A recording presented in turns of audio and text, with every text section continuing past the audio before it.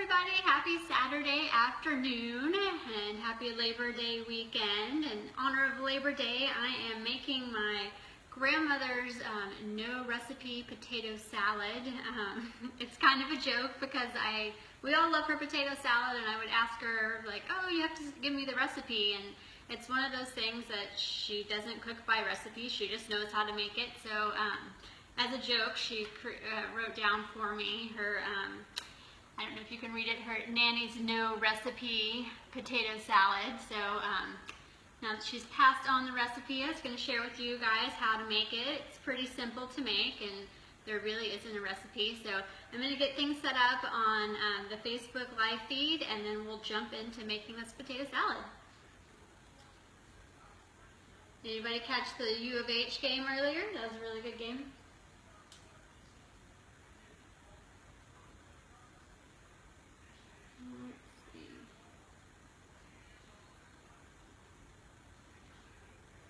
It is a great day of college football today.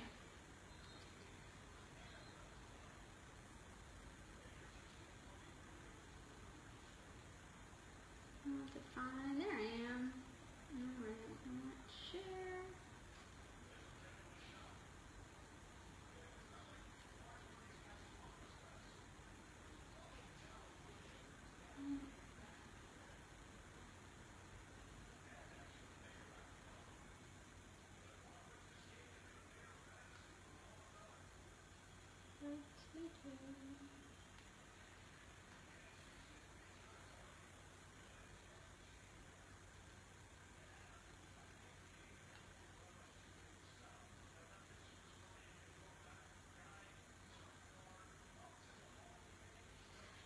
Alright, just share that out. I know it's a really good day of college football today. The U of H game, they did a great job of beating the OU today, so that was a really fun game to watch. My husband and son are out at the game right now, so I have the house to myself, yay. We are kind of U of H fans just by default because A, we live in Houston, and B, we have a lot of friends, including my mom who went to U of H and are Cougar alumni. I myself am a Longhorn alumni, but our football program hasn't looked very good lately, which is okay though. So pop in, comment on what games you guys are watching today and what you're cooking this weekend. I've already had a great start to my Labor Day weekend. I made pancakes and bacon this morning, and since no one was here to help me eat them, we always freeze the extra pancakes that we have. I just put them in the freezer so you can just pop them in the microwave during the week and eat those, so you can have homemade breakfast anytime during the week. So that's always a good way to save those pancakes. And then and now I'm making some potato salad, and I plan on making some snickerdoodle ice cream sandwiches later on. So alright, so I joked on the beginning that I asked my grandmother for her potato salad recipe, and she told me there is no recipe. And I was like, okay, no, tell me how you make it. And so she wrote down, and I don't know if you'll notice, if you can see on the card, I'll try to bring it close. My grandmother types out all of her recipes for me. This one's typed out front and back. Yes, old-fashioned typewriter. She would type out all of her recipes for me. And then one of the things she did on this one, and I saved the potato to show you, is she drew a diagram of how to cut the potatoes. So, I guess I get my how-to demonstration abilities from my grandmother. So she's typed out this Nanny's no recipe potato salad. Her potato salad is more mustardy than it is on the mayonnaise side. And I think that's why I like it better than most potato salads. I'm pretty picky. So I just use red potatoes. These red potatoes, I've already got them cooked. And so you peel them first, and then she shows you how to cut them up. The most important thing about cutting up your potatoes is you really just want to have them even in size. So you want them to be consistent in size, uniform in size, so that they'll cook the same. So if you have a really small cut potato and you have a really big large potato, the large potato is either going to stay hard while the other one's small and mushy, so you want them all kind of the same size. So the most time consuming part to me for making potato salad, and the reason why I sometimes don't like to make it, is because it's so good to eat, but it takes so long to peel these potatoes. and cut them up. So you peel the potato. Like I said, I just used a red potato.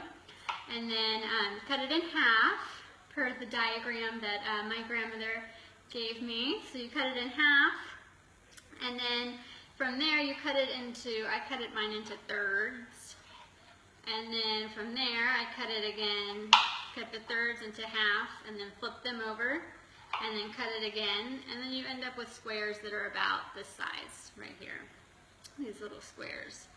And so then flip that over and cut it, and then cut this half into thirds, and the thirds into half, and then that again in half again. So that is basically it to cutting up the potatoes. Then once you cut the potatoes, you can boil them. I put mine in, I hope it's not hot, in this little steamer basket that I have in my pot, and kind of covered it with a lid, but left the lid off a little bit so the steam could escape.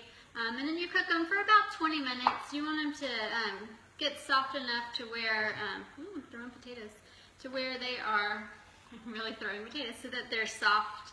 You can break through them with a spoon and they're not too hard.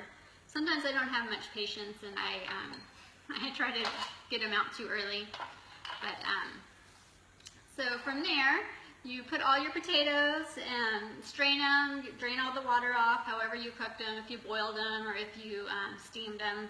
I steamed mine today. And then once they're nice and soft, you can just set them inside the bowl and then let them cool off for a little bit. And then the next things that you're gonna add are, you do add a hard-boiled egg. So while your potatoes are steaming, you add a hard-boiled egg. And I like this little egg slicer gizmo. I think my grandmother actually gave it to me. You can get it at any kind of, I think Target has them. You can order them anywhere. I'm sure Amazon has them. And then you just slice through. And then I do it one way, and then I like to flip it over to the side, and I do it the other way to get it all scored out. And I'm terrible at cooking eggs, and so I was glad that I could break through. And yay, it looks like my egg turned out good. I always still have to look up how to cook hard-boiled eggs. I don't know why, I can't seem to figure it out. And I like more yolk than white, so I'll go in and kind of pick out some of the white. So whenever my grandmother, she used to make potato salad for us a lot. What she would do is, my sister liked to eat the egg whites, and since my grandmother, I guess that's where I like more yolk in my potato salad than egg white. She would actually take the potato, she would have a bag of egg whites for my sister whenever we would come visit if she made potato salad, and my sister would eat the egg whites. Not my favorite thing. Okay, so from there we did, we put in the eggs, and we've got our potatoes.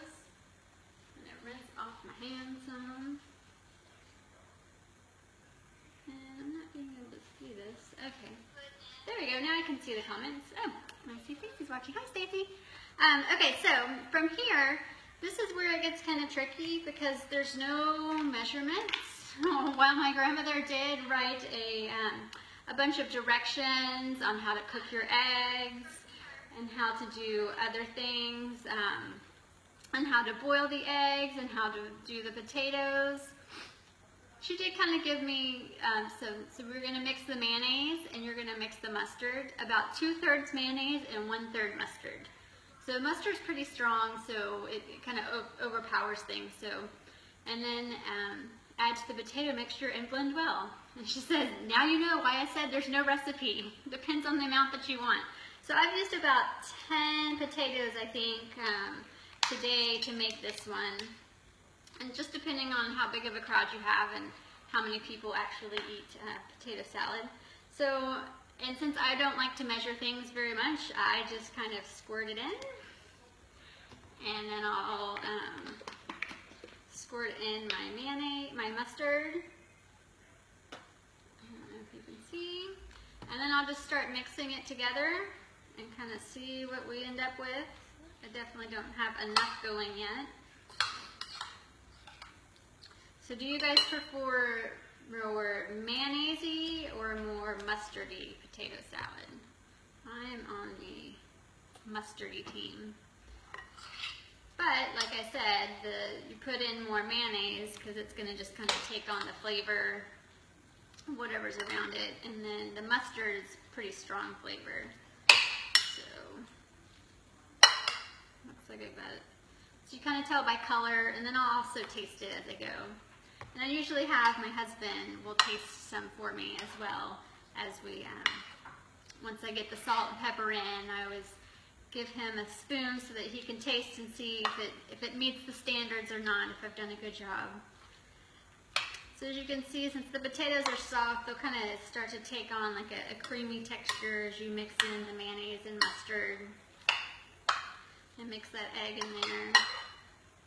My grandmother on her no recipe also says you can add a small jar of pimento if you like. I don't even know what pimento is. I mean, I know what a pimento is, but I don't, where does it come from? Is there like a pimento plant? This looks a little dry, so I'm going to add more mustard. Mayonnaise. I'm really enjoying this mayonnaise that has this little spout where you can just kind of pour it out. I'm usually having to dig in with a spoon. But you just mix it up until it looks right to you. And then, like I mentioned, you want to have, you want your potato slices to be kind of a uniform size so that it will all cook the same and then they'll all mix together well. Like mine a little chunkier. You just mix it up, and then this looks pretty good. I'm going to add a little bit more mustard. And then you add in some salt and pepper. It takes kind of depending on what your tastes are, we use kind of a lot of salt in the beginning, and then you can always let people salt it on their own as well. And just a little bit more mayonnaise. Again, like my grandmother said, there's really no recipe. It's just kind of you stirring it up and mixing it to whatever your taste you like, and what looks, kind of go for the right kind of color and the right kind of look, which would be a pale yellow. Too much yellow, and you know you've got it too mustardy. And then you don't want it to be too dry, so you want it to be a little bit creamy. And just mix it up. And that is about it. Sometimes I'm bad about stirring it up, and then I don't have, and you might hit like a pocket of mayonnaise where I didn't get it too stirred up, or a pocket of mustard.